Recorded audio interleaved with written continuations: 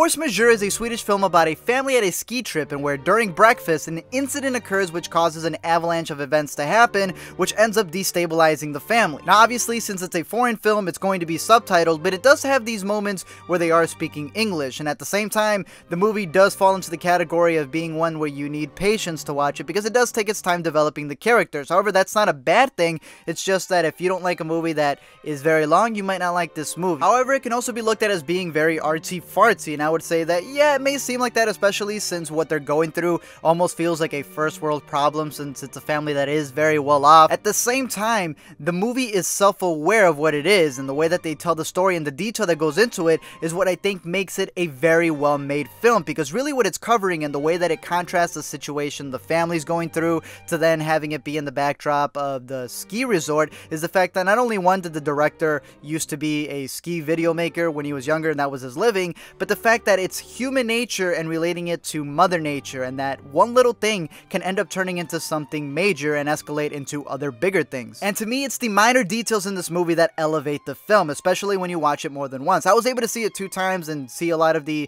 or hear a lot of the director's comments to it, and it was interesting to see how it would take them 40 to 50 takes just to get one shot correctly, and that a lot of it is really just them brushing their teeth or just using the bathroom, really trying to capture the dynamic of what a family does. And again, that may do it for you, it may not do it for you. However, there's little subtleties here and there in the way that they do these things and the way that you see a character react to another one, and especially with the kids who, because they're annoying and they sound like they're very ungrateful, it's not that that makes them bad characters. It shows that, wow, they're actually good child actors, especially when you see the scene where the incident happens. The kid definitely sells that scene on the way that he acts. But there are also other moments where they take it a step further. For example, when they're trying to capture a shot of them and the grief that they're supposed to show in their faces, what they do in the behind the scenes is that they're playing them like heavy death metal music that they haven't heard before, so what you're actually seeing in their faces is really terrifying because they really are terrified. There's also, again, that dynamic of it being more about first-class people, but like I said, the movie is aware of that, especially with the janitor character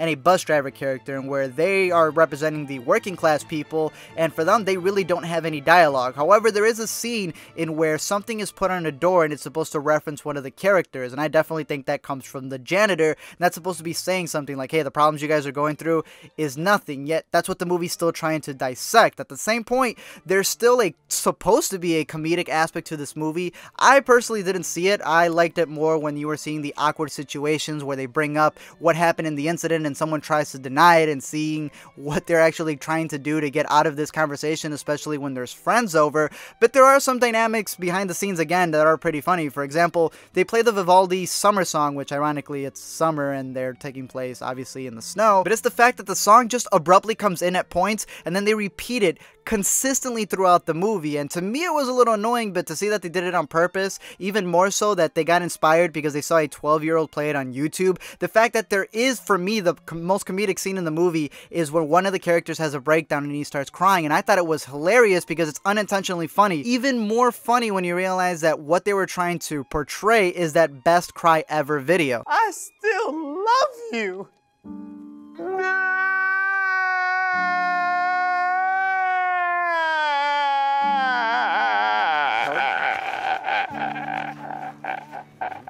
I do want to get into the spoilers and to talk about the ending and the way that I saw it, so if you haven't seen the movie, I would recommend going to go see it. Maybe it'll do it for you, maybe it won't, but I really have this feeling that it might end up winning Best Foreign Film at the Oscars, and I would say, hey, you know what, it definitely deserves it because it was a very well-made film. However, again, we're in the spoilers, so if you haven't seen the movie, I would recommend going to go see it, especially the ending. You're thinking that, oh my goodness, someone's going to die. Is it going to be her? Is it going to be him? And then they go out and they're starting to ski, and then she disappears, and then you think, oh my goodness, now she's gone, and then he disappears and you think he's gone, and then you just see the kids by themselves and you're like, oh, they're gonna be alone, they're gonna die, and then there's this heroic, you know, cliche ending that comes back that secretly you're wanting as well. But then all of a sudden there's this whole other segment where they end up stranded on a bus, and it's like, oh man, it's not gonna end again. However, when you really look at these scenes, that's where you really see the force majeure in there, and where really when you search up that word, what it means is that it's a superior force that is used as a clause to opt out of something, usually in a contract or with wars. And you obviously think that the main force is the avalanche that happens in the beginning, but really it's someone opting out of something. And I think what ends up happening there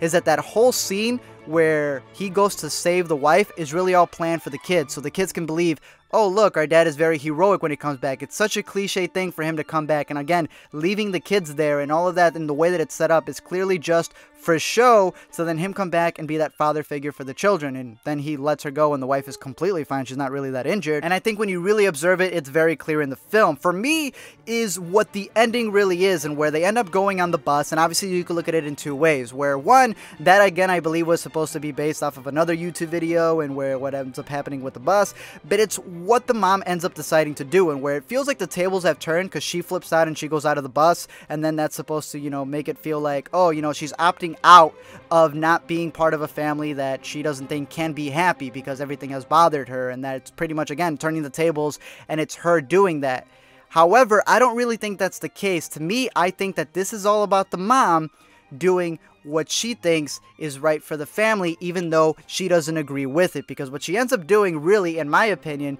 is that she decides to leave the bus, so then what the husband is seeing is that, haha, she has done the same thing as well, and then it makes him feel better, and that's why at the end, you not only see him get a cigarette and he's walking all manly while he's smoking with his family down the mountain, but he actually believes that everything is okay. And she is risking, again, herself, because again, this is someone who was staying there when an avalanche coming at them. So why would they then just decide to leave during, you know, a bus thing, which wasn't, you know, really as scary as an avalanche coming at you, and then leave her kids there? I definitely see it as her leaving there just so she can leave the impression for her husband that, hey, you know what, we're even and you can feel a lot better. Either way, I am curious your thoughts if you checked out this movie, if you agree with the way that I viewed it, or if you have yet to see the movie, definitely go watch it, because I think it's going to be a big Oscar contender as the Oscars get closer. But definitely let me know your thoughts below, what your ideas of this movie was, what your favorite part of the movie was as well. We can talk about it in the comment section, and until next time, I'll be seeing you guys later.